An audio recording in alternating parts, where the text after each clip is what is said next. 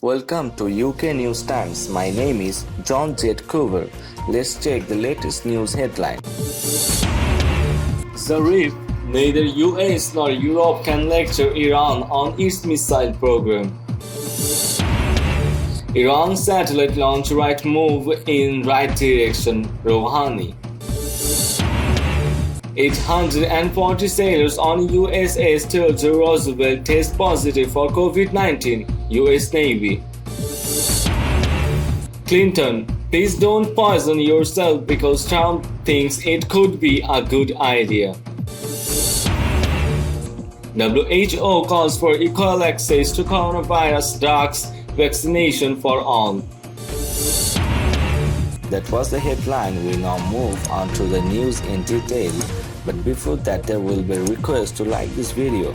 Foreign Minister Mohammad Javad Zarif says neither the United States nor its Europe allies, with their flimsy misreading of the landmark nuclear deal of 2015, is allowed to lecture the Islamic Republic on its missile program. US have been bullying all against UNSC Resolution 2231 since 2017.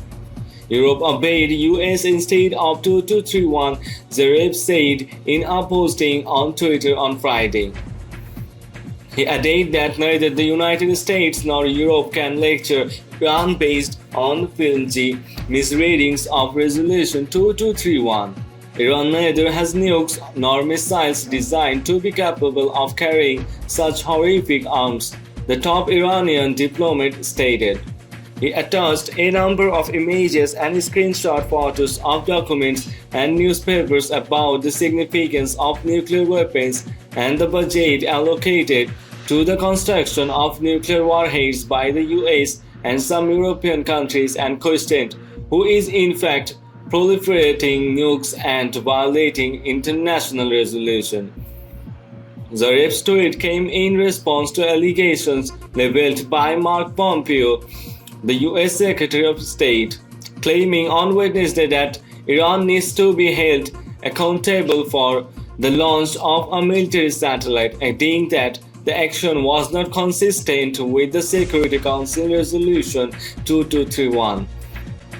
Iran's Islamic Revolutionary Guards Corps IRGC successfully placed the Islamic Republic's first ever military satellite dubbed Noor 1 in its designated orbit on April 22, using a rocket which is also the country's first three-stage launch vehicle to successfully deliver its load.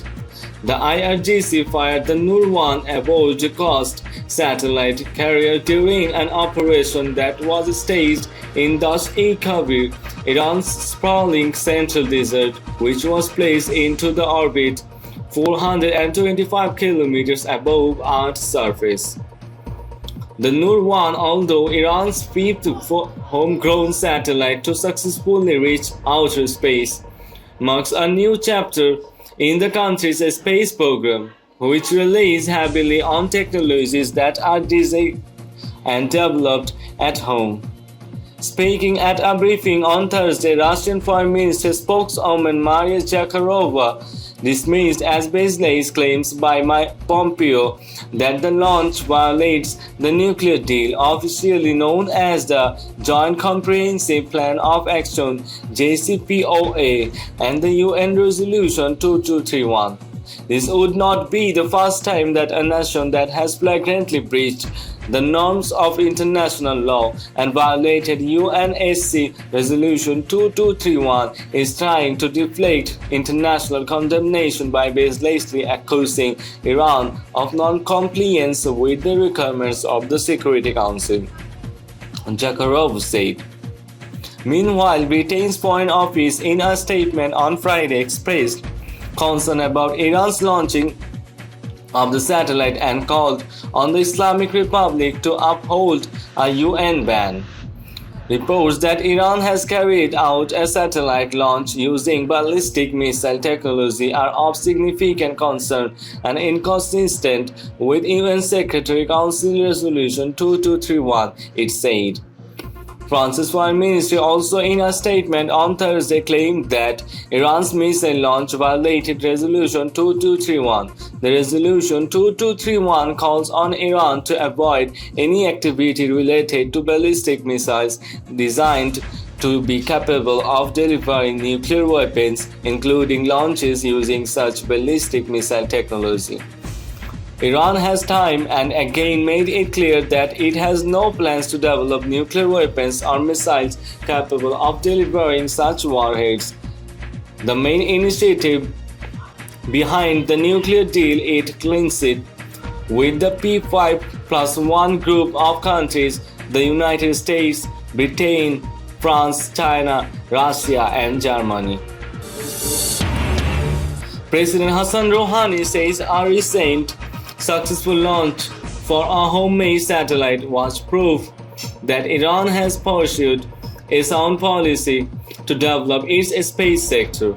In comments published on Friday, the Iranian president hailed the launch of Noor military satellite earlier this week by the Islamic Revolution Guard Corps (IRGC). It was a right move in the right direction, he said.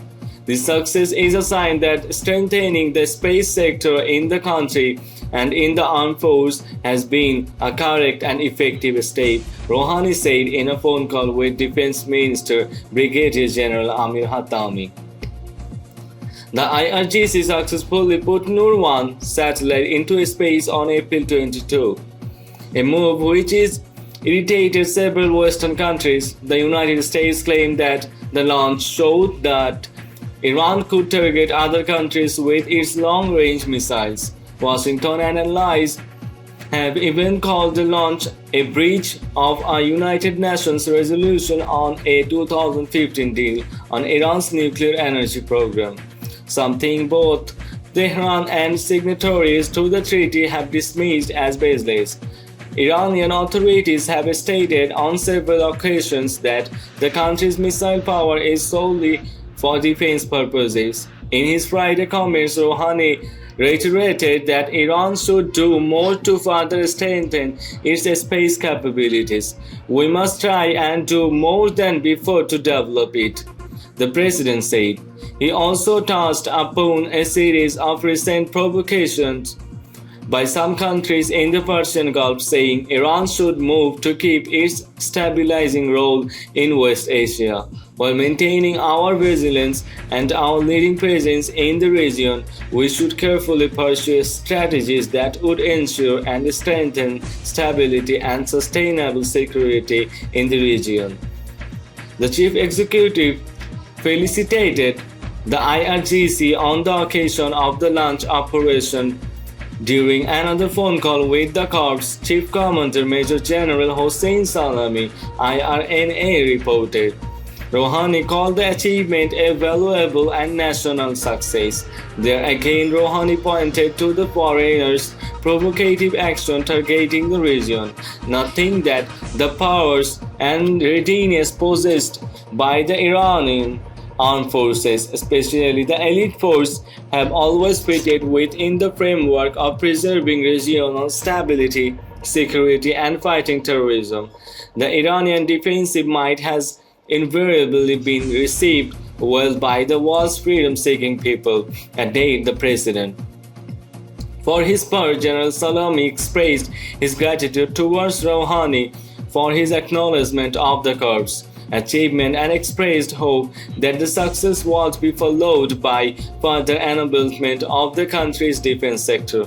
The country now needs unity and integrity more than ever, he added, asserting that the IRGC is always in perfect readiness to confront the enemy's excessive demands, fight terrorism, and provide the region with sustaining stability and security. A total of 840 US sailors have tested positive for the coronavirus on the virus-stricken USS Theodore Roosevelt, according to the United States Navy. In a month, the Navy has tested all of nearly 5,000 sailors. Some 4,098 have been tested negative for the COVID-19. A small number of results are still pending. the Navy said in a press release on Friday. At least 88 sailors have recovered, up from the 63 reported on Thursday. A total of 4,234 sailors have moved from the ship to housing on Naval Base Guam and into hotels in Tamunting and Tumon. The Navy reported there were 4 sailors at the U.S. Naval Hospital and none in the ICU on Friday. One sailor from the Roosevelt died after testing positive for the virus since the ship pulled into Guam on March 27. The coronavirus outbreak aboard the Roosevelt became public following the ship's former commander, Captain Brett Crozier, implored the Navy for help with the epidemic. Crozier was fired following the leakage of his by then acting Navy Secretary Thomas Modly. He also later on resigned himself. In the letter, Crozier asked for permission to offload all but 10% of the ship's nearly 5,000-person crew. The Navy said it conducted an investigation into the situation on the Roosevelt.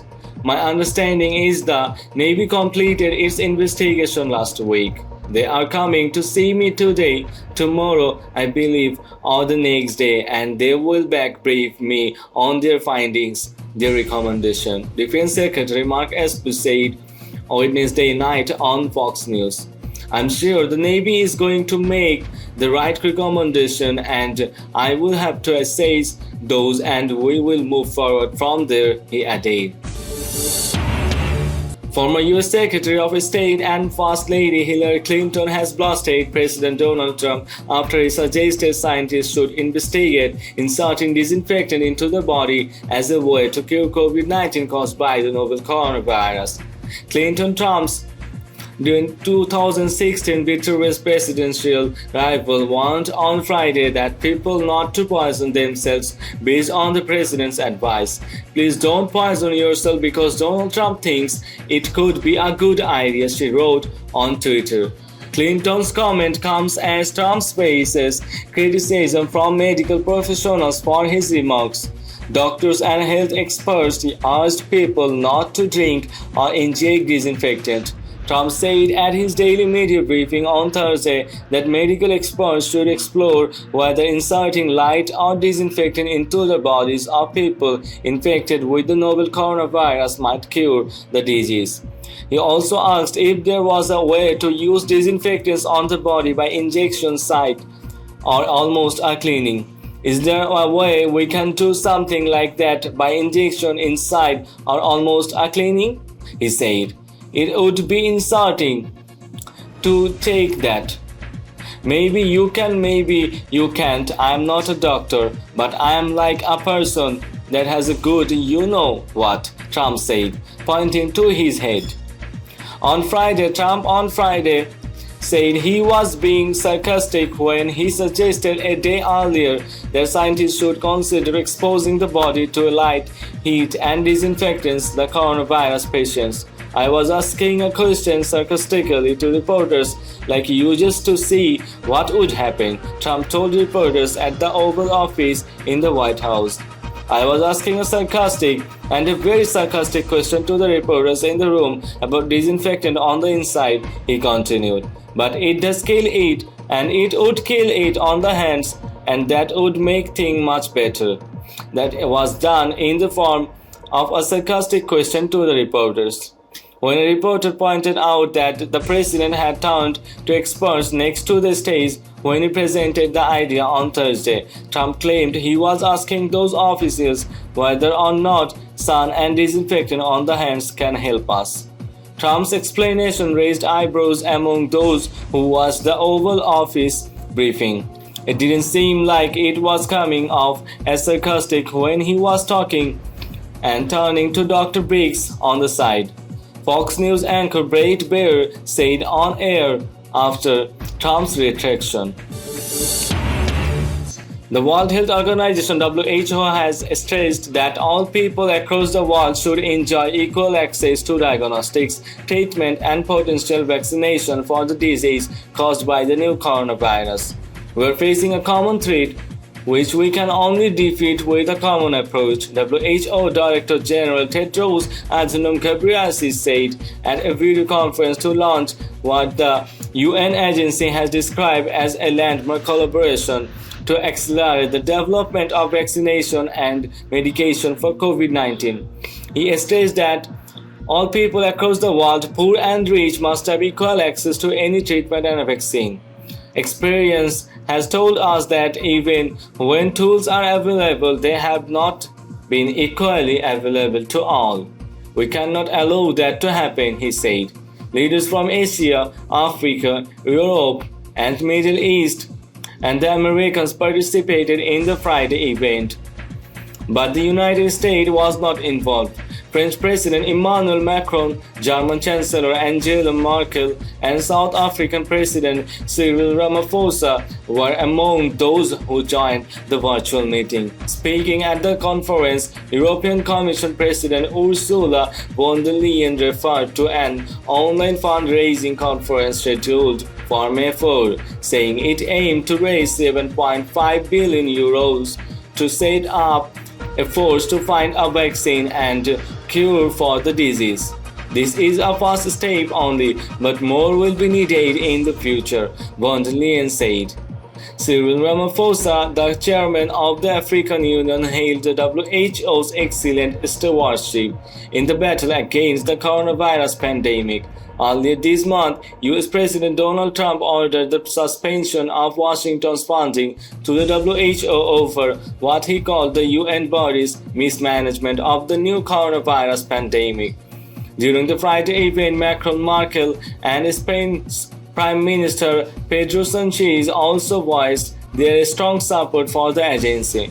The WHO has been leading the global fight against the pandemic. Its experts have been working to develop vaccination for COVID-19 and issuing guidelines on specific measures to contain the spread of the virus.